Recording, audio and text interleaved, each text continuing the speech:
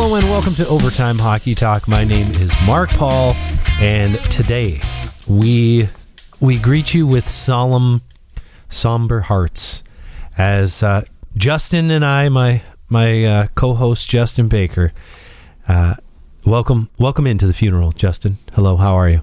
Welcome to the funeral. I'm grieving. Let's just say that. This is indeed that time when we just have to admit that some teams have passed on. We are passing on some teams as far as the playoffs go, and we are going to be conducting 8 to 10 funerals right now. We are funeral directing. It's a new job title. Actually, funny story. When I was like 11 years old, I decided to fill out one of those job survey things to figure out what my ideal job would be. Maybe I was like 13, thinking like, what do I want to do with my life? So I filled out one of these things. Top answer, funeral director. Creepy. And I thought, I am not sensitive enough for that. I would definitely make an ill-timed joke, no doubt about that. Or just some, not even ill-timed, but just a joke that at any time is horrendously inappropriate. And I don't think I'd last.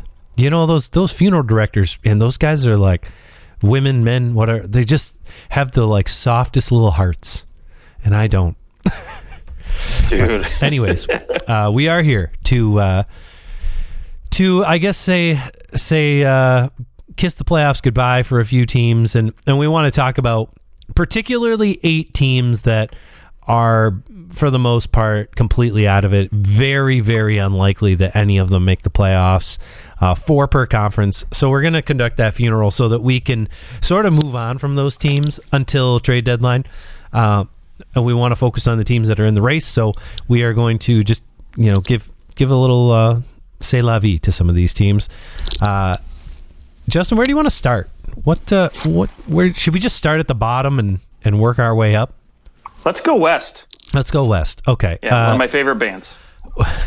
Go west. Don't even know who that is. Gonna have to listen after the show. I wish that we had some. We actually had some music rights so that right now I could loop in some Go West. Can you just tweet at them and ask them if it's cool if we toss it into our podcast? I mean, they're pretty relevant. The only song they really ever had that was of any noteworthiness, they had a song called King of Wishful Thinking that was on the Pretty Woman soundtrack. Oh, okay. That's kind of okay. So this is an older band. Oh yeah, like 80s. Yeah, 80s, early 90s. Is that? Yep, yeah. Pretty much. All right. Well, let's start with the team that has won a single regulation game, and that is the Anaheim Ducks. They are. I am personally shocked at how bad the Ducks have been. Like, I didn't think that the Ducks were going to make the playoffs. I didn't have those delusions of grandeur. Some people out there thought, they did bring in Strome, and they made some like decent filler moves in the offseason. And my God, like, it's like they don't play any particular type of game. There is no system. At least when I watch, I don't see this concrete system when I watch them, and their best players have not really taken that next step. Like you assume maybe a Trevor Zegras would take a next step. They just haven't looked good in any way, shape, or form. I mean, Troy Terry, he's fine. He's been really solid. And it's not as if Zegras is terrible. Zegras will probably put up 65 points by the end of the year, which is a good year. But beyond that, this is just an absolute tire fire.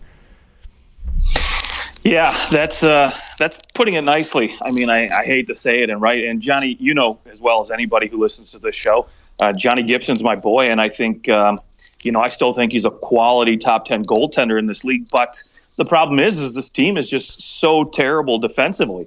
I mean, look, they're dead last in the league as far as goals against is concerned, and they're dead last in a lot of categories. Yeah. Thank you. That's pretty much where I was going with that. I mean, goals against, dead last. Power play percentage 14.5, penalty kill 66. I mean, there's really nothing that's going well for this team at all. And I mean, like you said, right? Troy Terry, Trevor Zegras, good years.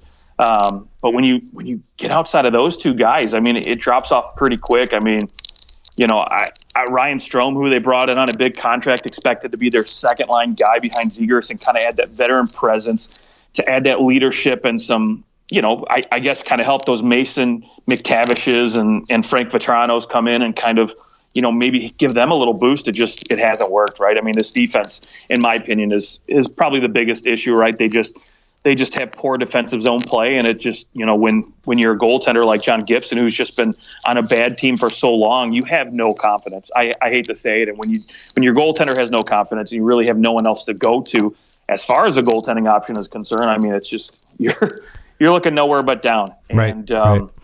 Yeah, and speaking of defense, John Klingberg, they bring him in to hopefully boost a little bit of that offense on the back end, and he's only managed to put up a measly 8 points, 1 goal in 22 games, and so. For a guy that signed 1 year, $7 million, and you think, okay, he's going to come in, he's going to put up some Shane Gostisbehere type numbers on a bad team, right? You think he's going to come in, partner with Cam Fowler, and really, put up, I guess, maybe a 50, 40 point pace season. It hasn't been there for him. Right. Yeah. I mean, 5-on-5, they're dreadful. I mean, they're second worst in goals against 5-on-5, and they're fifth worst in goals for. Like, there you go. There's your full-on answer. 5-on-5, they are just terrible. And as far as the rest of goals against in your, the 4v5, on a penalty kill situation, they are by far the worst. 33 goals allowed at 4-on-5. Which next worst is Arizona at 26, and that's LA and Edmonton as well. So they just over 4 goals a game they're allowing. That's crazy. And the Ducks just, I think that this is in some respects, it's maybe here, they thought that they were going to be a little bit better. They thought they were moving in a good direction. And also, I don't think that they care that they're losing right now, because frankly, from Pat Verbeek's perspective, where he was hired last year, this is fine. The way you look at this, you're going to have the best shot at Connor Bedard, and chances are, you're going to get no matter what, you're going to get a great player at the end of this year. And you weren't expecting to win much. You weren't expecting to make the playoffs, I don't think. And now this just, kind of cements it. But you got to think that they do have a few players that they could move. For sure, John Klingberg's out. You'd like to. You would have hoped that he would have had a better start here. 8 points in 22 games and a -14 kind of goes right along with how we sort of were wondering. Was his career, was he slowing down, or was it just the coaching in Dallas that was, kind of bringing him back? He had 32 points, 36 points, and then 47 points, which is still high end. But he was a -28 in Dallas, a -15 the year before. I mean, he has struggled to be able to defend, and man, that's just been exacerbated here in Anaheim. And I think that at $7 million, which I know $3.5 million, I don't know that they're going to get a first round pick for John Klingberg, which I think they were probably thinking, we'll pay him $7 million for about 3/4 of a year, so we're going to pay him around $5 million, and that'll grab us a first round pick. And I don't think you're getting a first round pick for John Klingberg. Yeah, it's going to be tough, and I'll tell you the only reason they might actually get a first round pick, and I'm pretty doubtful. I'm 60-40 that they won't get it, but because he's a right-handed shot, right? There's always teams that need those right-handers. There's so few of them in the NHL, and because he has a history of such good offensive capabilities, there might be a team that has a pretty solidified top 3, top 4 defenseman and might say, you know what, we'll give up a first round pick because we think this guy could he could put us over the top, right? If you look at maybe some of the teams towards the top, maybe you look at a team like Winnipeg, right, who could use a little bit of offense on that back end, and you say, okay, with Pionk and Morrissey, maybe we just need that one guy who we can put on our third pairing, and he can come in and kind of give us a little boost on the back end offensively, and we don't have to put them out there in dangerous situations. Could be a guy that maybe teams like that will pay a little bit more for. Yeah, that's true.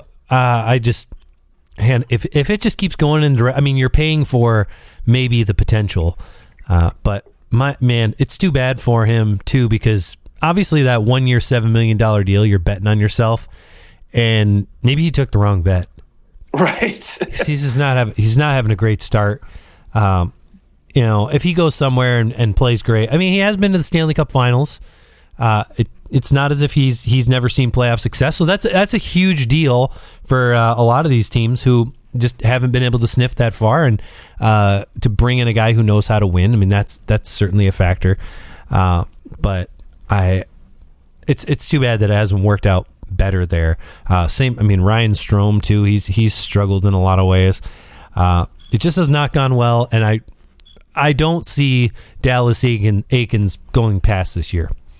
I think they'll keep him around because, hey, this losing, might as well. It's at this point, it's not doing anything, so just keep losing and lose in spectacular fashion. Chicago is pretty close. They played 3 less games, so they're gonna likely pull ahead a little bit further. But I think Anaheim call it good. Let's go up to Chicago, because Chicago maybe is more interesting as far as the players that can be dealt. Obviously, we know that Kane and Taves are on the block. There was a rumor put out by, makes me throw up a little in my mouth whenever I say his name, but Eklund, it's out there. It's the top story on HockeyBuzz.com. I'll give him credit for that. Patrick Kane to New Jersey for a first-round pick, Holtz and Severson. Wow. To New Jersey. Now, we did talk about this. What do you think of Kane going to New Jersey as opposed to obviously the team we had him pegged at, the Rangers?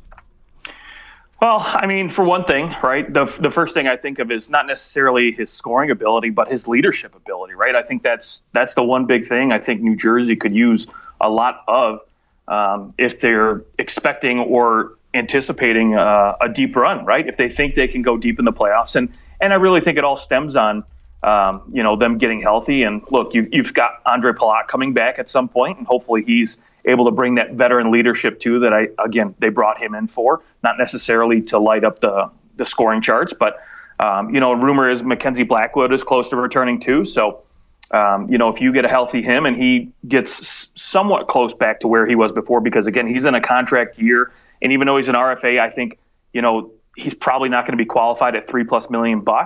So he's going to come out and play like he wants to keep his job, because you look at Schmid, who's been coming in, and he's put up a .940 save percentage in 5 games as a backup with Vanacek. Fantastic. So, in our fantasy league, I was talking to somebody, and I was like, I don't need to pick him up because I have so many goalies, but you should probably pick him up. Right. Because they don't have very good goalies. He's a great pickup. He's only going to play. He's one of those players. I don't know about you with fantasy.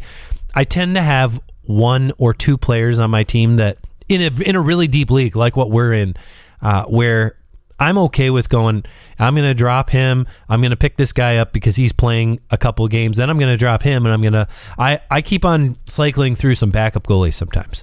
Yep. I've got 2 guys on the team that I do that with all the time. Yep. I'll tell you what, it worked out so well. Putting in, I think it was Brian Elliott played. He got me a ton of points, 29 points or something like that in one game, and that's what won it for me. Was Brian freaking Elliott. Wow. I was very pleased. Very pleased. Okay. Beautiful. Yeah, look, if that's what if New Jersey's willing to deal, especially a young guy like Holtz, right? I think obviously, Chicago's going to want a young piece coming back the other way, somebody that they can, hopefully have around for the future. And he's a good prospect. You look at what he did last year in the AHL, 51 points in 52 games, and put up 4 and 3 so far this year. But he's been hanging with the big club on the, unfortunately on the 4th line, so he hasn't seen a lot of ice time. But yeah, he's been a healthy scratch. Yeah. Yeah, but if you can bring in a guy like Patty Kane, and then you can move maybe Eric Haula down or Dawson Mercer down to the 3rd line, and you have a lot of a lot of RFAs. There's only 4 forwards and 4 defensemen signed beyond this year. 5 forwards, because Andre Palat is also signed. He's on LTIR right now. But they've got a lot of cap space. And, hey, if you go trade for Patrick Kane and he connects with Jack Hughes, he connects with Nico Hischier, whoever it may be, suddenly you can convince him to stay. And he's already been making $10.5 million. Was it $10 million a year? Yeah, he's made his money. So maybe he'd sign for $4 or $5 million a year. I mean, even that, you could probably go as high as 7 or 8 with a guy like that for 3 or 4 years. Because listen, the only guy you really have to bring back on a big raise is going to be Jesper Bratt, and they'll get that deal done eventually. And so if you look at a core of Jesper Bratt, Hischier, and Hughes, you've got some good centers. You've got a good defensive group back there with Hamilton, Marino, and you can say, hey, we've got these guys. And then of course, we've got Vitek Vanatek playing goal, and he's been looking pretty good, and potentially a good backup at Schmid. There's no reason not to be excited if you're Patty Kane, and obviously they'll re-sign a lot of these younger RFAs and keep some other guys around. Sure. I'm sure maybe they might re-sign Thomas Tatar on a couple bucks here or there. But see, we're trying really hard to talk about the Chicago Blackhawks, and we ended up talking about the New Jersey Devils, who are not dead. They are not dead. Runaway great team. I like that move for New Jersey and for Chicago too, because you get a nice piece, and not only that, but they're going to be moving a lot of people out, right? Max Domi's probably going to go. Andre Athanasiou. The only question mark, I guess, me to you is, does anybody take a chance or have the money and they're willing to spend it on Jonathan Taves' contract to bring him in? Well, moving it twice. Assuming there's a 3-way trade, I think you're okay with Taves at 2.5 or whatever it is, 2.7. Right. I certainly think that Taves in the right role is, especially come playoff time, you got to know that guy is going to. I mean, there's the 1920 season, which he had a fine year. 60 points that year, 18 goals. I know he didn't have as good a year last year, but last year I think it's fair to say we can all throw last year out for the Blackhawks and for a lot of their players. I mean, that last year was just hell for the Blackhawks. This year playing okay, he's got 14 points in 25 games. So, you expand that out and you're looking at a 45-point season. And come playoff time, he's probably a better producer than that, because he's willing to do whatever it takes to win.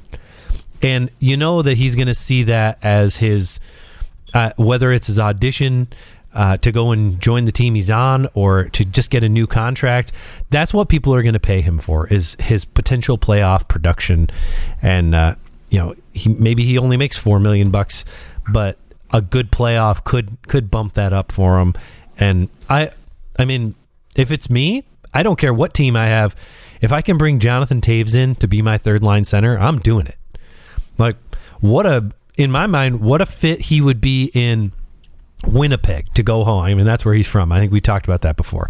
Yep. There's not many teams that you could tell me, he wouldn't be a good fit there. Maybe the only ones would be teams that are just super fast and their third line's really fast, and they need that speed, and he wouldn't be a fit. But I think that. I mean, you could send him to Pittsburgh. You could go Toronto. You could go Colorado, and I think that he would find a place. He'll find a little niche there, and he's going to produce for you. He's responsible, so I think that it's not going to be hard for them to move him. Now, what will they get for him? I don't think that it mirrors what they could get for Patrick Kane, and I don't think you're looking at anyone's numbers. Kane's numbers haven't been great, but. You don't care. This guy's been, he knows they're going to suck. And it's so hard. It's so hard year after year to go balls to the walls when you're like, I know what it's like to win the Stanley Cup. And this team's freaking terrible and they're tearing everything down. Right. I think you're willing to, you're going to give him a pass. I think maybe the question beyond all of this is, what do you do with Seth Jones? Because at 9.5, 28 years old, he has not been great. I think that's an understatement. But could he be good on another team? would you be willing to eat some of that salary, like $2.5 million, but then you're eating it for 7 years? And he has a no move, so he might just be, I'm just going to stay here and make my money. But he, to me, is maybe beyond this season is the biggest question for the Blackhawks is like, what do you do with him? Because he's a monster salary back there and a decent player enough to where he, I guess it's not really doing anything for them in the standings. You could keep them and they're still going to be bad. But that would be the next place I go is Seth Jones for Chicago. Does he stay or does he want to stay? Well, so here's the thing. I mean, he's got a full no move clause, so he's obviously going to pick and choose where he goes. And personally, I mean, at this point in his career, right? I mean, he's pushing 28. He's probably at the peak of his playing abilities right now, the last year or two. And, I don't think he's going to want to go to a team that has the cap space to, sure, to bring him on. And what I mean by that is typically teams that have a lot of cap space to bring on a big contract are usually at the bottom of the league. Right, yeah. Unless money's coming back the other way. And I don't think Chicago's going to want to do this because when you bring money back the other way, and what they would probably get in return for this is not going to be as good as just keeping a guy like Seth Jones around, because regardless if you're tearing things down or not, you still want a couple veteran guys around. Still need something there, yeah. Yeah. And then, of course, you still got to get to the cap floor, too, right? That's another big question mark. So, I think at least for another year he's going to be hanging around Chicago because I think Gary Bettman came out this morning and said, they had their Board of Governors meeting, and basically they think because of escrow not being paid off yet by the players that it's only going to probably go up just around another $1 million next year as far as the cap is concerned. So teams are going to be a little tighter with the purse strings, and so a guy like Seth Jones bringing in AAV at that large at 9.5, and especially being a slightly front-loaded contract, I think a lot of teams are going to be a little bit more hesitant in the next year or two to bring him on. So, maybe in a couple of years, once they start getting the pieces together and get things going in Chicago again, they might say, hey, you know what? Now's your time to move. Maybe Seth Jones gets it back together and starts to have a decent season, and then he's easily movable next year. But cool. Yeah, the sad thing about, I thought the Anaheim would be really fun to watch. I didn't think they'd be good, but I thought they'd be fun to watch. Same. They have been maybe the most boring, worst team to watch in the league. Sans the one game against Toronto that they beat them in, that was just like every player on their team, it was the freaking playoffs because a bunch of them are from Toronto. Right. Which they play tonight as we record this on December the 13th. But the next team on this list, the Arizona Coyotes, I'll say they have actually been pretty fun to watch. I think we all thought they would be where the Ducks are, like practically unwatchable. But this team has some guts. Like, they know that. I think everyone knows they're built to be bad, and they're like, you know what? We're not going to be that bad. We're gonna they've got a lot of hard workers on that team. They're implementing something. I think it's a cool vibe. Them playing at home. Granted, they've only played 6 home games so far, so they're going to get a massive amount of home games in the next 60 games. They're going to be playing a lot, but the Arizona Coyotes have not been that bad to watch, and they've kind of been a spoiler.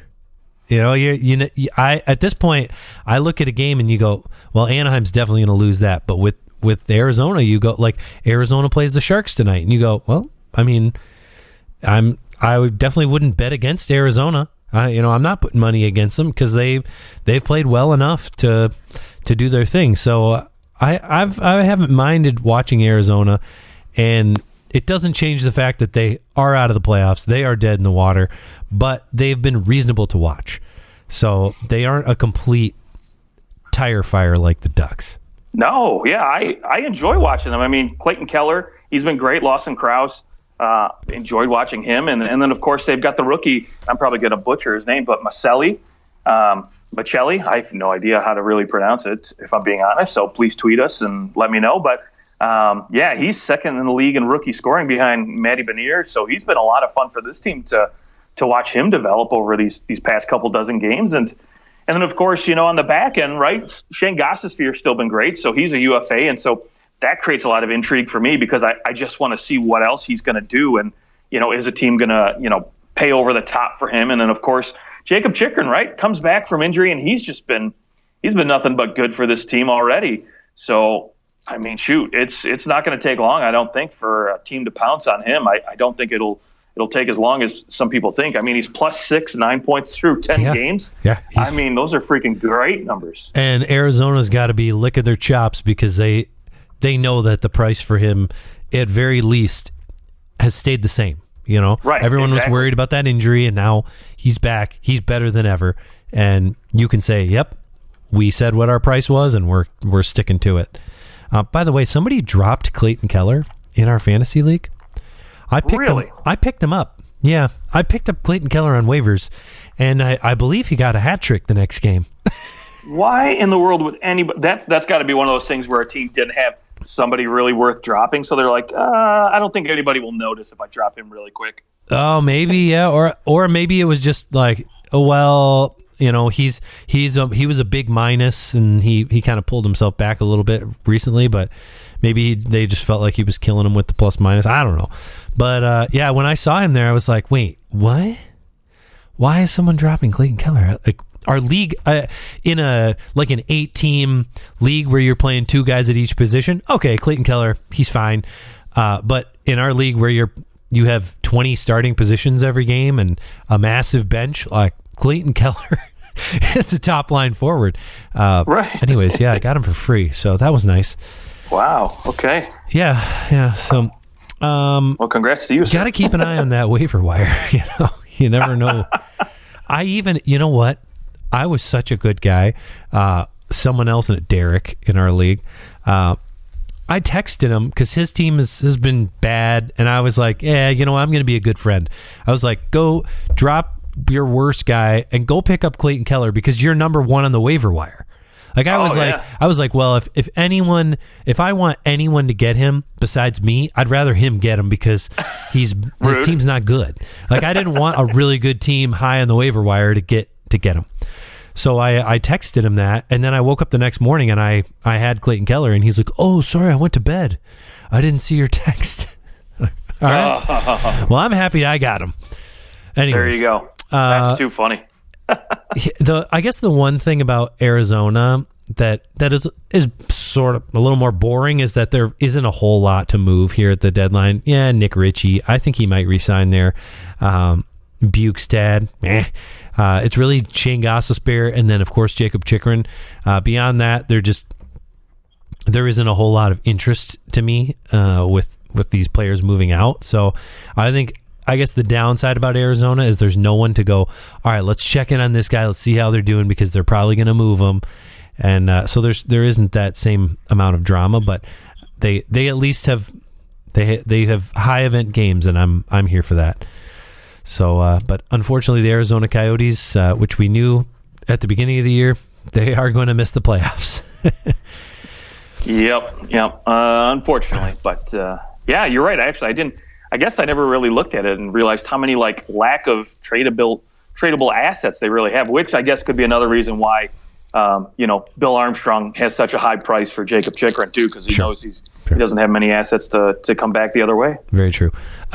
Let's go to the final team in the West that is maybe even more dead in the water than some of the other teams, because they have played 30 games, 4 games in hand for the Arizona Coyotes over the San Jose Sharks, who have actually been pretty solid offensively. They are the highest scoring team outside of Vancouver, who is out of the playoffs in the West. So they've managed to score lots of goals, but they also have allowed more goals than everyone else outside the playoffs, aside from the Anaheim Ducks. The only other team with more goals allowed in the West is the LA Kings. So, the San Jose Sharks have obviously struggled to keep the puck out of their net, but they are playing decently exciting hockey. But I think that they're done for, and this is really maybe the earliest that I would say the Sharks have been eliminated in my mind in a little while, where you're like, nope, no chance. They're done. They're not even putting up much of a fight. other than just going out there and trying to score as often as they can. Yeah. Listen, the one thing I will say, San Jose, second in the league in penalty kill. They're sitting at 19th, I think it was, in power play. So their special teams aren't actually all that bad, all things considered. But, unfortunately, I guess their 5-on-5 play has been lacking a little bit because of it. But, this team's been fun to watch. I absolutely agree. I mean, well, Erik Karlsson has just been a gem. Like, we're getting throwback Erik Karlsson, which even when he was on those bad Ottawa teams, it was so fun to watch Erik Karlsson. Right. And I mean, you look at the guys, their core group of forwards, right? Hurdle, Meyer, and Couture are all playing relatively well, all things considered. Which you think if they had a better supporting cast, they could actually do something with those four guys producing like they are. But, unfortunately, it just hasn't been there. They just, I don't know, they've just been kind of lackluster. I mean, you really look at, this team as a whole. And, obviously the rumors have gone around that Karlsson might be out the door here. But, honestly, I sell that kind of rumor because I just don't think it's going to be so hard to move him in the regular season. Yeah. In the offseason, absolutely. Yeah. Like 4 years left on that deal. If he continues the way he's going, he's going to have 100 points. Right. If he ends the season, he has 37 points in 30 games. Mm-hmm. So you're at 74 and 60. Yeah, I mean you're pretty much at 100 points, which would be an unbelievable year, even for him to get. When's the last time? The last time he had a point per game was 15-16 season. So, I mean, you're looking at a guy who is absolutely rejuvenated. They are certainly, though, they have unlocked all the chains. Like, David Quinn has basically said, if we're going to lose because somebody scored 6 goals on us. Like, we're going to lose, it's because we just could not score enough goals to keep pace. So good on them. I mean, it's a fun like team to watch in that sense. And they certainly have those, the high end players. It's just after that, it's kind of a bunch of AHL, like former, hey, you used to be good, Nick Bonino kind of players. Right. And of course, Mark-Edward Vlasic, who is just too slow now to be an effective NHL defenseman, playing on he's playing on the third pairing, I think, most of the time. Yeah, he's not getting much. And, and then the fact, too, James Reimer, right, he's been hurt for most of the year. And he looked good early on. Yeah, looked good. So he's coming back now, I hear. I think he's ready to come back. So Kaapo Kähkönen, who has just been for them, he'll obviously go back to a backup role, which I think he's better suited for. So maybe they might pull out a few more. Yeah, right. They might pull out a few more wins, but I think you're right. Yeah, I mean, he'll get dealt at some point, but I think, but he's got a modified no trade clause, so he'll throw on 5 teams, and I'm sure they're probably a few of the teams we've already talked about. But sure. I mean, look, I think again, whenever you bring in a new GM, they always want to make their blueprint, right? They want to put their stamp on the team and say, this is the team that I brought in. And guys like Erik Karlsson, Tomas Hertl, and Logan Couture, their contracts are basically unmovable at this point. And unfortunately for Mike Grier, he doesn't have a lot of contracts to move. A lot of and UFAs. Timo Meier is the one deal that you could see. That is the one guy, right? The one guy I look to where I think you could get a sizable return. So if you're looking to make an impact as a GM and say, hey, you know what, we got to start reloading, we got to start doing something different here. He's a guy, right? They already traded off Brent Burns, and they got a decent return for him. Maybe not as good as maybe you'd hope now that you watch him play in Carolina, but hey, you know what? You got something for him. You made a move, and you clear up some space, and now Erik Karlsson looks a lot better because now he doesn't have to share ice time with anybody. But hey, you know what? Timo Meier, though, might be able to fetch a first-round draft pick for you. And where Timo Meier would look great playing center? It's the Colorado Avalanche. Well, he doesn't play center, so I don't know if I think that's going to happen. Right now I'm sorry. Yes, the wing. Yeah, but then again, I will say Colorado has got Mikko Rantanen playing center, and they had him playing center for most of the year last year too when injuries happened. But I mean, it's at this point, yes, you got to take the face off, but outside of that, it's 3-4. It's very positionless. Oh yeah. especially at the forward position, you're floating between three positions. I mean, Timo Meier to me would be a good fit there. I mean, whether I would think that Colorado would be willing to give up some assets to be able to continue, going for back to back. And I know they've had a lot of injuries. They cannot score for their life. I think they're worse than the Ducks 5-on-5 as far as goals for.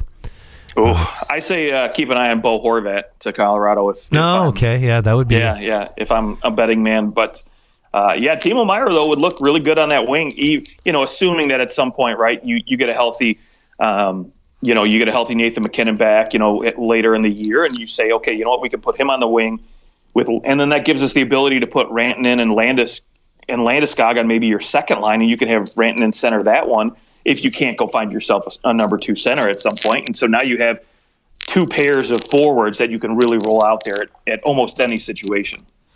And then you know what you do? Then the other spot Timo Meier would look real good, the Florida Panthers. Ooh, a fantastic spot for Timo Meier to go, Florida Panthers. They can afford him. Because they've got Patrick Hornqvist on LTIR, and he'll be a UFA at the end of the year. And maybe you can find somebody to take Bobrovsky off your hands.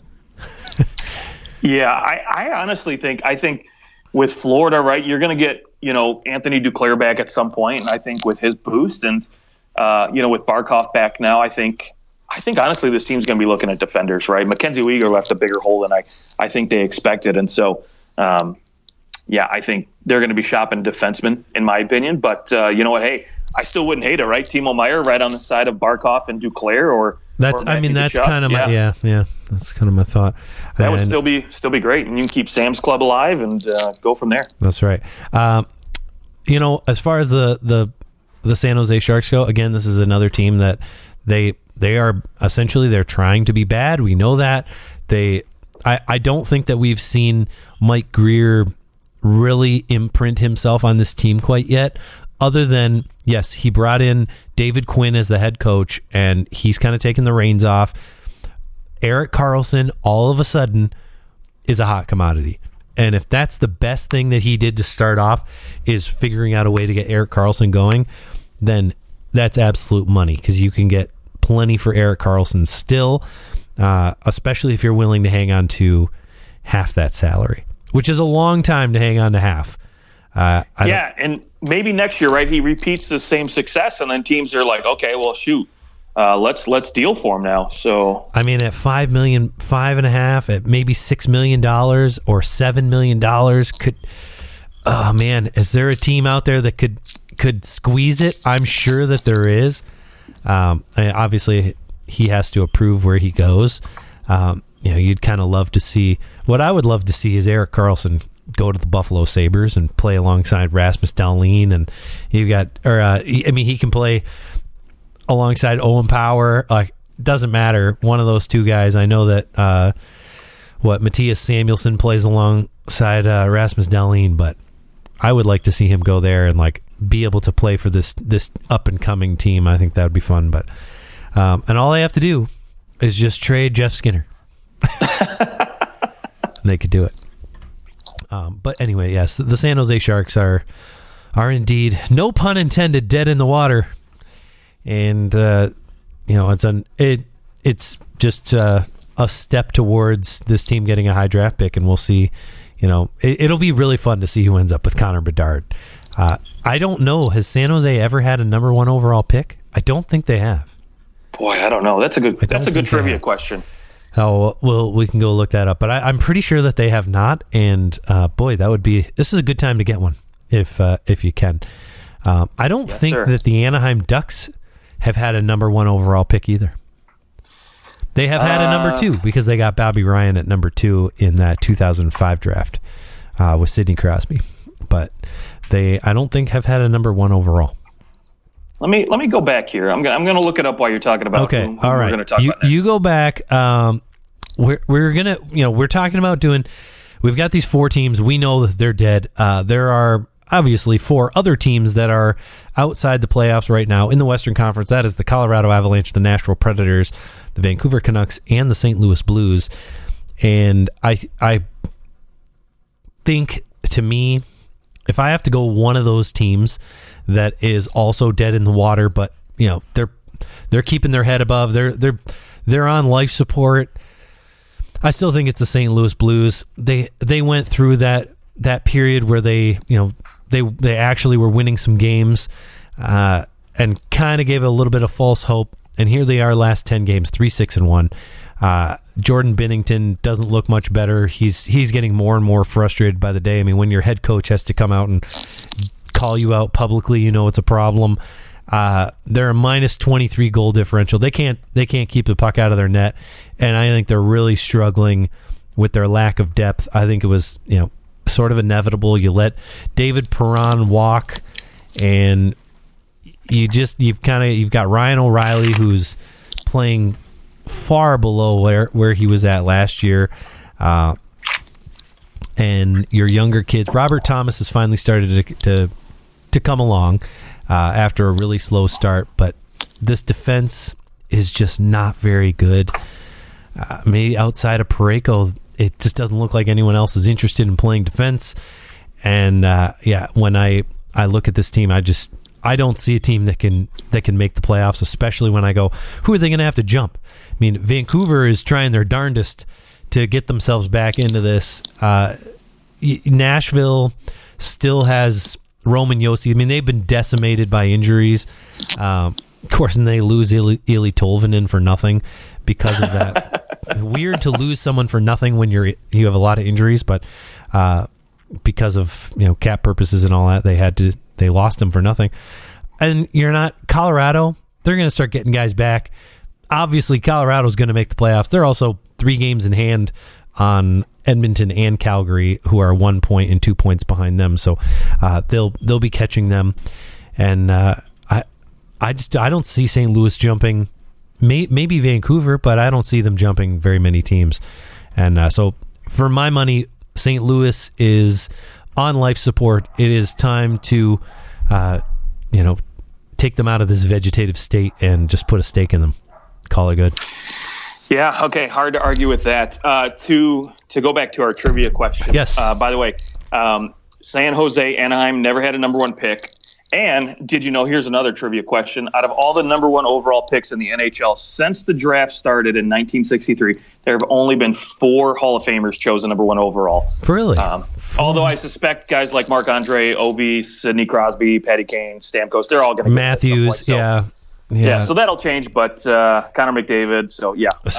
So who are the 4 number 1 overall picks who have... Guy Lafleur. Yeah, Mike okay, Modano. I was going to say Guy Lafleur. Yeah, okay, Mike Modano. Let me see if I can guess. Okay, yeah.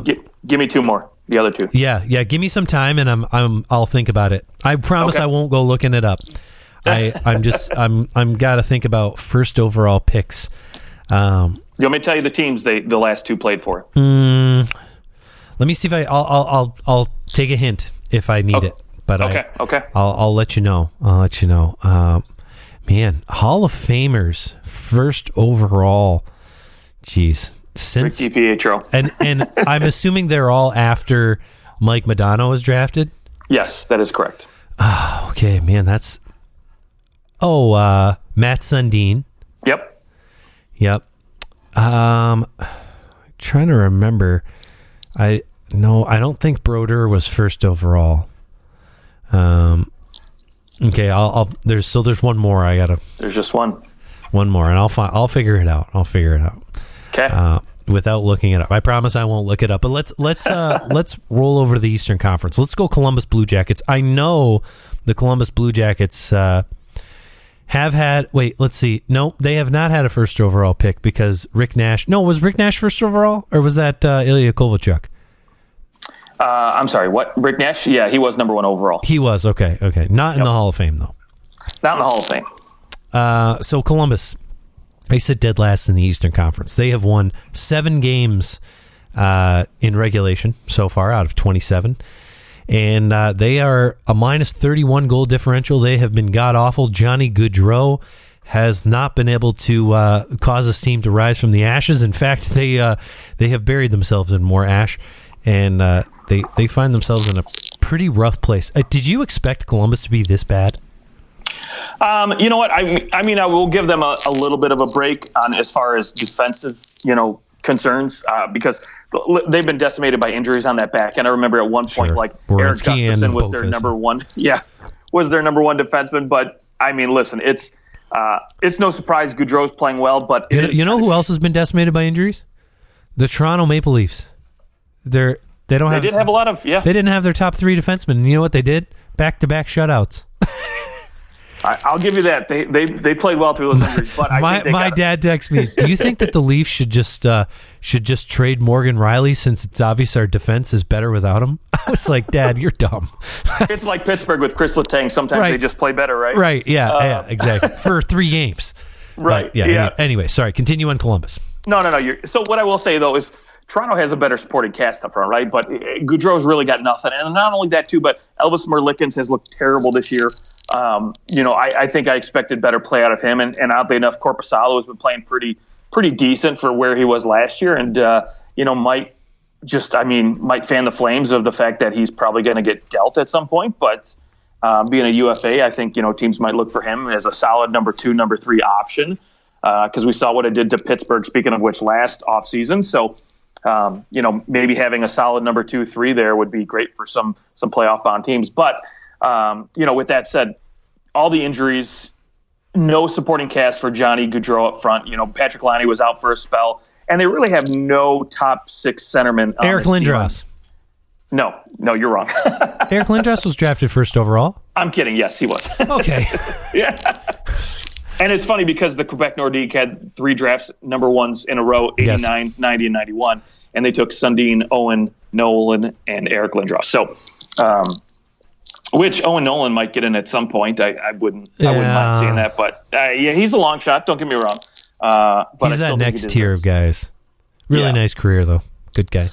Yeah. The point on Dominic Hasek, one of my favorite goals I've ever seen live. Oh, yeah. That all-star goal was phenomenal. By live, I mean like I was watching it on TV when it happened, not like I was there. But, I mean, in Columbus's defense, right, it's been great season as far as getting the younger cast some opportunity to play. And for me, I'm still pretty high on Kent Johnson. I think he's going to be a phenomenal player for this team down the road. It's just they're still trying to put it together. And when you don't have, very good structure up front, when you don't have, those top-end centermen for a team like this to help those wingers out like Kent Johnson and Sean Corrali. Cole Sillinger just not ready for that kind of role yet. Yeah, it's hard to put it all together when you're competing against the East team, where I think more teams in the East have gotten better, and so of course one team other teams have to suffer, and unfortunately it's Columbus that's suffering more than any. Yes, that is a great point. You look at the West, and for the most part, this is other than Colorado really struggling. The teams that we're seeing at the bottom are teams we saw at the bottom last year. I guess St. Louis was better. Nashville was better. But I think we all knew that maybe Seattle was going to take a bit of a step. This is probably a bigger step than we thought. Right. Winnipeg always had the horses. I mean, they always had really high-end talent, so it's not surprising to me that they're better. But, man, the East just has so many teams that are good. Like the fact that the Washington Capitals, who are still a good team, they still have good players on there. I know they started the year with a lot of injuries, but they're sitting outside the playoffs. Florida, the season they had last year, and didn't lose that much. Now finds themselves way down out of the playoffs, 6th in the wild card rankings. Ottawa, who we all thought was going to be so much better, just can't seem to compete. And it's like, and the East is just power. Like there's some power teams in the East right now. But yeah, I think you're right that the East just kind of improved more across the board, and that's really made it difficult for Columbus. Yeah, and like I said, especially when you're decimated by injuries on the back end and your goaltender isn't doing you any favors, it's not easy to stay afloat. Yeah, I mean, they have allowed 111 goals 103 is next worst for the Sabres, and after that, no team has allowed more than 100 goals this season. I mean, the Boston Bruins have basically allowed half that amount. Right. It's unbelievable. It's just a terrible start and a phenomenal start for the Bruins. But the Columbus Blue Jackets at this point, what are you trading Gustav Nyquist? And I think they really like Gavrikov, but I think that Gavrikov is he's one of those guys. He's going to be affordable if they half the contract and he comes in at 1.4. I think he's a fantastic pickup, whether that be, I know he's been rumored to go to Toronto, but there's a lot of teams that could use a number 4 defenseman who might slot a little lower in their lineup, but would be a fantastic pickup for any playoff team in Gavrikov. So I think it'll be interesting to see where he goes. And do you think Nyquist leaves? Do you think that they trade him, or do you think that he's just kind of like, he's been there for a while now. He signed there as a free agent, I believe, out of because he was traded to San Jose at the deadline, signed a 4-year deal a 3-year deal with Columbus, and I wonder if he just stays. If they'll have him. I think he could get re-signed in the offseason, but I do think they will move him because he's still a serviceable middle 6 forward who can still bring speed, and he's still got that smart hockey IQ. So I think he's got enough juice in him to make a move or to have other teams, take a flyer on him. And especially if maybe you only have to give up a 3rd and 4th round pick for a guy like that, I think it's worth it for sure to bolster your 3rd or 2nd line there a little bit more. Yeah. Okay, let's move up the East. Let's go Philadelphia, who, early on in the season, it looked like, hey, maybe this team is going to compete, not make the playoffs, but they're going to compete. And I did not expect that this team would struggle to score goals the way that they are. I mean, 70 goals is by far the lowest amount of goals scored in the Eastern Conference. They have just been pretty terrible. And I guess it shouldn't surprise me, since they were the lowest scoring team in the league last year outside of the Arizona Coyotes. I just thought that maybe that was a bit of an aberration last year, and that some of their higher end talent would kind of break through here, and that John Tortorella, with pushing this team and usually how he milks guys for all they're worth, I figured that their offense would be improved on last year, but holy smokes, they've been bad. They've been really bad. 70 goals for. There are only a few teams who have scored less. The Blackhawks, the Ducks, and is that it? Blackhawks and Ducks? Yeah, I think so. Yeah. Yeah, this team's pretty atrocious, I think is the right word for it, right? I think, look, I look at their line combinations on daily faceoff, right? And you look up and down the middle of that lineup, you have Noah Cates as your top line center, Morgan Frost on the second line, Scott Laughton on the third. And so you have you really don't have a top 6, or even, in my opinion, with these guys, a top 9 centerman, to throw in your lineup. At least Columbus has got Boone Jenner and Kevin Hayes. Sillinger. Kevin Hayes is a centerman. Are they playing him on the wing mostly? They're playing him on the wing right now, but I'm sure he's taking a lot of faceoffs because he's still, a decent faceoff guy. But, still, you look at, outside of Kevin Hayes and connecting, there's not much there as far as offense is concerned. And, it's almost like Tortorella has gone, you know what? I don't care who's a veteran. I don't care who you are. I'm just going to dress guys who are going to do what I tell you to do. And that's what we're seeing. Absolutely. You look at, his teams historically have always been lower scoring teams, but they're so tight defensively. And I just think, looking at this team, they don't have that type of personnel on the back end to be tight defensively, right? I think Ristolainen is never really been known as that guy who is, very good in his back end. And Provorov was that guy, but he's kind of, been up and down the last few years. And Travis Sanheim has never been, again, another one of those guys I never thought of as a good defensive player. But who they did just re-sign. Right. So you have all these contracts going with Sanheim and Ristolainen, and they just handed out. So they're not going anywhere anytime soon, and teams aren't going to take a flyer on them. And you bring in Tony DeAngelo, who, again, is another guy who is not known for his defensive side of his defensive play. So, if you're trying to be a tight defensive group, you've got the wrong defensive core forward. And, again, it's no wonder I think this team struggles to score goals because everything starts from the back end.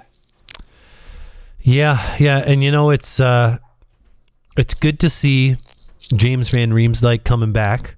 He got hurt in late October, and has now come back and he's played 3 games so far. So good on him. No, 9 games. 4 points. Well, what I meant was that he's played 3 games since coming back from his injury. Oh yeah. Sorry, yeah. He had a goal and 3 assists just 2 nights ago. So had a great comeback there, and hopefully that we see more of that from James Van Riemsdyk, because it would be. I just love his net front presence. He's not someone who really uses his size as far as like playing really physical, but he's got a great net front presence, fantastic hands, and I would just love to see him in the playoffs. Sans on a team that plays against the Leafs. I wouldn't want to see that. Because I know he'll do one of those between the leggers and it'll happen in overtime or something, and I'll go to bed crying. So he's a guy I think, though, if you put him with the right centerman, I think he's still a 40-point guy in this league. I mean, he's a point per game right now. Right. Oh, absolutely. But I think, over the course of a whole season, right. I think, he's still a 40 to 45-point guy. And, listen, if, maybe he goes back to Toronto, right? But, in a deal, I think he would be great on that second line with Tavares and Marner. I think that would look really good. Would you? Okay, let's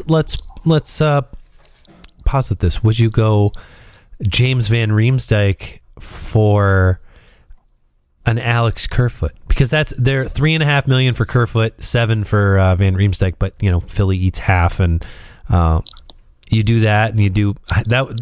To me, salary's going to have to go out probably.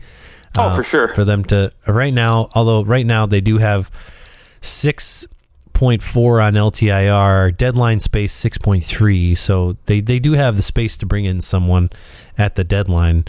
I just don't know. I don't think you want to get rid of Kerfoot at this point. I think Kerfoot is going to be seen as, hey, he's going to be our deadline acquisition. You know what I wonder? Could you trade a player and for a draft pick, and then they have the contract, and then you send him back? I don't know if you can do that. I don't know if you can do that. But what maybe if you, not right at the deadline? I think there's usually a waiting period. I would think to be traded back. But what if the Leafs traded him to the Arizona Coyotes, and then Arizona traded him to San Jose, and Arizona ate half, and then San Jose traded him back to the Leafs? And ate the salary. Oh boy, yeah, that would be some. There's got to be a reason why we haven't seen it done before. So, I think that would cost. It's because I'm smarter than everyone else. Oh, no one's thought about it yet until right now. I've never heard anyone talk about it. I don't know, but yeah, that's. A guy like Van Riemsdyk, I don't know if it's going to be defensemen. Like most teams, what you're seeing, when we're talking about, wow, this team's been decimated by injuries, it's been the defense. Like Colorado's defense has been hit by injuries. The Leafs, who else? Florida has been hit by injuries. Pittsburgh to some extent, their defense has been hit by injuries. There has been a lot of injuries on the back end, so you've got to think that is going to cause a lot of teams to go, well, we need a guy like Gavrikov. We need a guy like, that's where we're going to spend our first round picks on, are bringing in defensemen, not forwards. That's for the playoffs, I think you just look back to that 15-16 Penguins team that all their defensemen were injured, but they still had decent defensemen because at the deadline, I think they acquired 2 or 3 defensemen, and they ended up playing a decent sized role on their team. So that defense is probably going to be the number one for a lot of these teams because a lot of them have high end forwards already, and it's just that third pairing, second pairing defenseman that you want to have in case someone goes down. Oh yeah, like a guy like Justin Braun from Philly is going to be somebody who I think teams will pay a 4th or 5th round pick for and bring on, and he'll be a serviceable depth 7 or 8 guy on the team. So All right, sorry. So we got a little sidetracked. We're gonna go to our next team, the next funeral. Say goodbye to the Philadelphia Flyers. This next funeral, I'm tempted to say that they're on life support, but I still think they're done. Based on the math and how hard it is to claw back. Maybe out of any of the bottom 4 teams in each conference, I would say that the Buffalo Sabres are the most likely to not finish where they are, like to finish higher in the standings, because they are. Look, they're a +6 goal differential, which is more than you can say for the bottom 5, 6, 7 teams.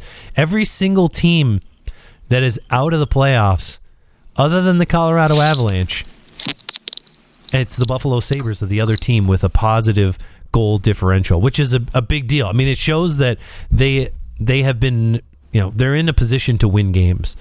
The teams they got to jump, I think it's probably too much, but are we ready to say that the Buffalo Sabres funeral is going to commence, or how do you feel about this? I think we're putting the paddles on them right now and trying to bring them back to life. But that's fair. 5-3-2. Close. I mean, it's not in their last 10. I mean, maybe the next 10 games are really telling. Yeah, they got to go, a long stretch of 7-2-1, 10-game stretches here, over the next maybe 20 or 30 games to really get back in it and show me something. I mean, granted, they are only 6 points out of a playoff or 8 points out of a playoff spot, but again, when you've got to jump 6 or 7 teams, that's tough to do, right? So that's why I say 7-2-1. Almost the next 30 games. I mean, we've had really the paddle. If the max amount of time for the paddles is like 30 minutes, we've had the paddles on this team for 28 minutes. Right. So I think we're close. We've almost lost them, and we are planning the funeral for the Buffalo Sabres. So I think it's sort of inevitable at this point.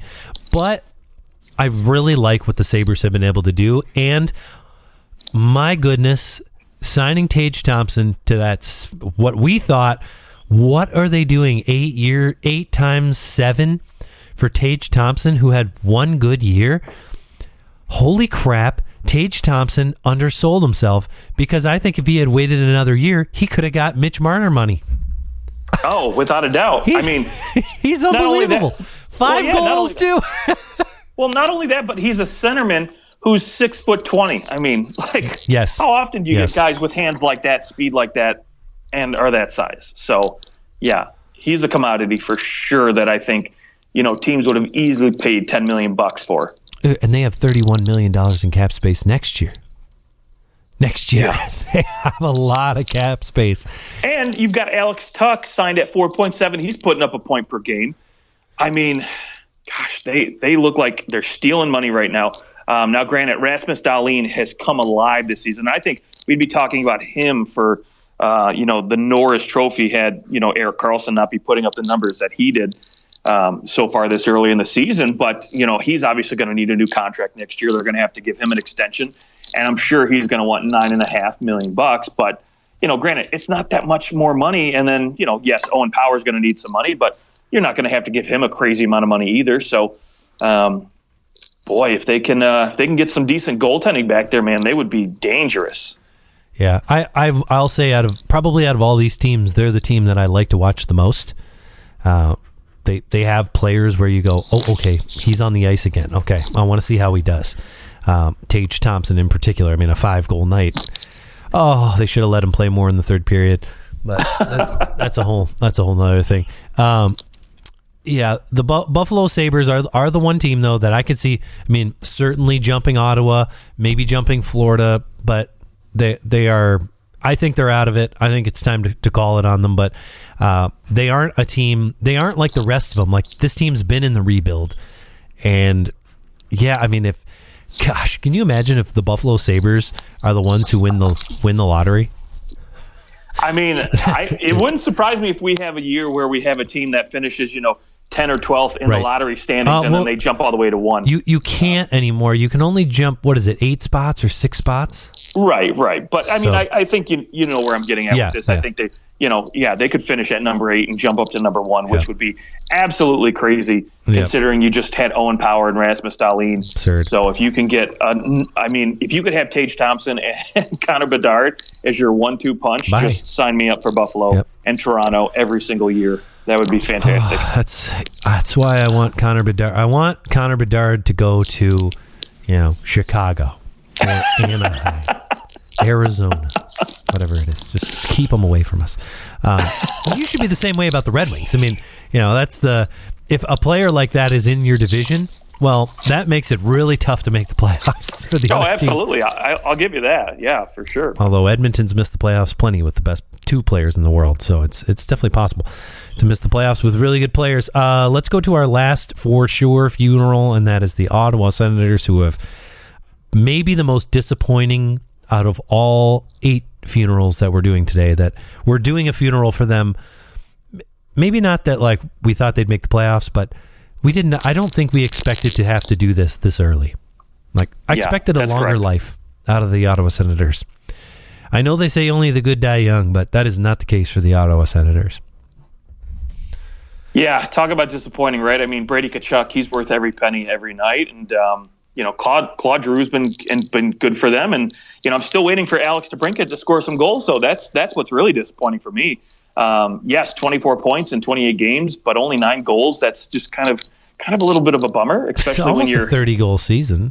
Yeah, almost. But when this guy's been a habitual 40 goal scorer, especially when you've got Claude Giroux scoring more goals than you, I think that's a little concerning. My guess is that he'll go on a little stretch. I still think one thing about Ottawa is that they brought in so many new characters that I think that has maybe affected it a little bit. And the injury to Shabbat and the goaltending issue with Cam Talbot, who has been playing better.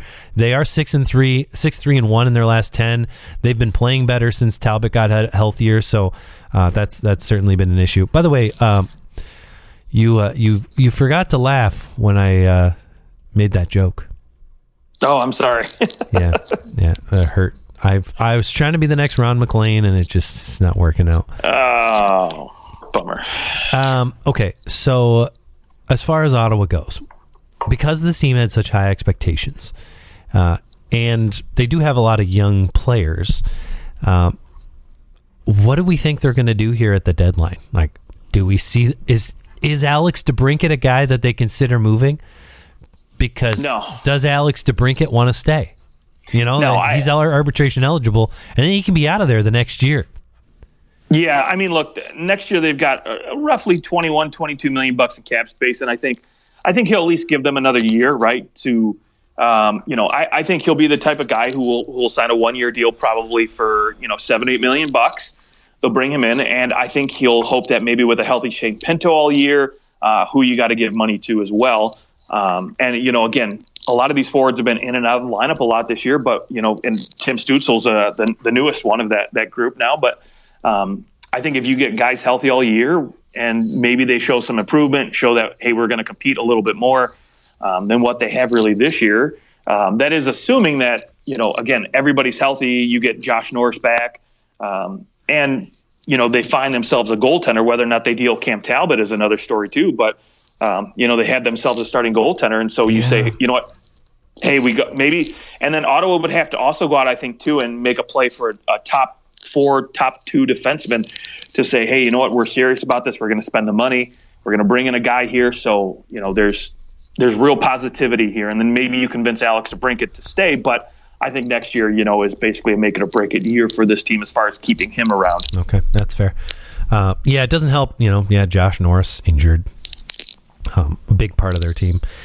But the Senators, I think, they're a team that they aren't going to do a whole lot here at the deadline. Like, there's just not going to be, maybe Travis Hamonic gets moved again. But, really, I don't know. I actually think that there's a chance Cam Talbot just re-signs, depending on how the next couple months go. I think that he was... I think that he appreciated that Ottawa traded for him the way that they did, and believed in him as a number 1 goaltender the way they were talking about him. I wonder if those good graces plays plays to his future there. If not, then yeah, I mean, why wouldn't you deal him, right? And if at the deadline you're still sitting where you are and you're pretty far out of the playoffs, you're certain. Why wouldn't you deal a Cam Talbot? Because someone's probably willing to. What did they deal Cam Talbot for? I'm trying to remember. I'm sure I can find it somewhere. But I will tell you in 2 seconds. Yeah. Go right ahead, though. Yeah, I mean, you got to think that Cam Talbot could fetch maybe a second round pick from whoever it may be. Philip Gustafson, the goaltender. That's right. That's Another goalie swap. Right, Yep. right. Yeah, so, I mean, I would think if he has a decent couple months here, you're looking at trying to acquire a draft pick for Cam Talbot, and you're probably washing your hands. He's 35 years old. It's not as if he's going to be around in another 3 years. So, but if they see themselves as a team that could contend for a playoff spot next year, and they see Talbot as a guy who can help them get there, then maybe it's worth keeping him and re-signing him, and by keeping him at the deadline says we do believe that you're someone we want to be here next year, and I think he would revel in that because he wants that opportunity as a number one goalie, and I don't think that Cam Talbot is getting that opportunity with any team currently in the playoffs. Like, do we see a team in the playoffs right now that is going to take Cam Talbot? Yeah, I got one team for you. Now, granted, I think they have to send somebody back the other way, but you could do another goalie for goalie swap because I think the LA Kings could use that starting goaltender, right? Cal Peterson has been mediocre at best, and same goes with Jonathan Quick. Well, Cal Peterson's in the minors right now. He cleared waivers. Yeah, so he's not. I mean, again, not been playing that great. And Phoenix Copley's been doing all right, but to be quite honest, you don't want Phoenix Copley being your starting goaltender going to the playoffs. So, between Quick and Copley, if you have an opportunity to maybe say, again, Quick doesn't have a no movement clause. He doesn't have any kind of trade protection. So, I don't think they would trade Jonathan Quick just because of what he's meant to this franchise in the past. But I do think if, maybe trade or maybe extension talks break down and you don't think you're going to be able to sign Talbot, for the near future, maybe you say, hey, we'll take a flyer on Cal Peterson, or maybe you just say, hey, we're going to keep some of the salary and you can take him and we'll figure something else out, right? Maybe they make a move for one of their defensemen because we do know Ottawa is seeking some help on the back end, so maybe they make a play for that, and LA gets maybe a goaltender who I think could come in there and maybe solidify that position a little bit better than what they currently have. Okay, yeah, there's one other team that I could see having the consideration for a Cam Talbot. That would be the Colorado Avalanche, who have not gotten great goaltending from Georgiev. And we all know what Francouz is. I mean, I know they won a playoff series with Francouz last year. He played that third round. So it's not as if he's not a terrible goalie by any means. He has a pretty good record right now through 8 games, a .911 save percentage. He's playing well. I wonder if the way that they might be moving, if they go, well, we'll bring in a Cam Talbot as that, just as the backup. Like maybe that's the team. A team is looking to bring in Talbot as the third string, just in case. I mean, look what happened to the Pittsburgh Penguins. Both their goalies went down. They go to their third string last year, and I know it was okay, but they still lost the series, right? Like it didn't work out the way that maybe they would have had Tristan Jarry been in there, and maybe it's a team that just goes, we think we can win the Stanley Cup, but if our two goalies get injured, we're screwed. Let's go out and have a third goalie. And maybe that's where a Cam Talbot goes. I don't necessarily see that in Colorado. I do think they're, .920 save percentage for Georgiev. I think they're good riding those two guys out. But, again, if you want to talk about a second team that could possibly make a move, I could see maybe the Dallas Stars going out to get some insurance for Jake Ottinger to say, hey, we're going to give you a decent backup. Yeah, maybe the Rangers too. Rangers with, they've got Halak as a backup, 37 years old. Yeah, you could absolutely ride one of those two teams for sure. But I think Colorado, to me, I think is going to be staying where they are. I think if they're spending their cap anywhere, it's going to be on a second line center. Okay. Well, Are there any other teams in the Eastern Conference that you would like to perform a funeral for? Well, I don't know if there's anybody who I'm ready to perform a funeral for, but I will say similar to Buffalo, on those paddles, close to maybe not 30 seconds in, but I think maybe they're more or less 10 or 12 seconds in, and that would be the Montreal Canadiens. Okay. So you like the when you look at the Canadiens, well, and you know what, Cole Caulfield went down last night. That's why I think they're going on the paddles right now, because Caulfield's down, and he and Suzuki have been basically carrying this forward group, and I think he's going to be available. Is he? I mean, regardless, if he's missing any amount of time at all, it could be detrimental to this team, and I think he should be available to play against the Ottawa Senators in their next game. All right, good. So obviously not that serious, but also you never know. Just because somebody can go out and play doesn't mean they're going to be at their best. Right, exactly. And I do think eventually this team's going to move Monahan and Dadonov, and potentially, again, I just don't think they have the workhorses to sustain this kind of success for that long. I think they really like Monahan, though. I could see Monahan staying. But I think he would like to. I don't want to necessarily say cash in, but I think he wants to go to a place where he thinks he's got a long-term future and an opportunity to win, or just an opportunity to win. Yeah. Because I don't think he's getting more than a 2-year deal probably for Monahan. But no, you're probably right. But I'm having a hard time. I feel like Montreal, I think we all expected them to be bad, and they've been much better than I think anyone thought that they would be. Especially, they've been very fun to watch. I knew that they would be fun to watch, but man, Nick Suzuki has taken this to another level. He's been fantastic. So they've been entertaining to watch, and you almost hope that they kind of push this thing a little bit because they've been so fun. I'll say the Florida Panthers have not been. They've been fun because they let in a lot of goals and score a lot of goals. But I am really worried about the Florida Panthers. I mean, I think as much as you are saying the paddles are on the Montreal Canadiens, I think the paddles might be on the Florida Panthers. Sergei Bobrovsky has looked terrible. He's been very bad. I know Spencer Knight has been better, but he can't play every single night.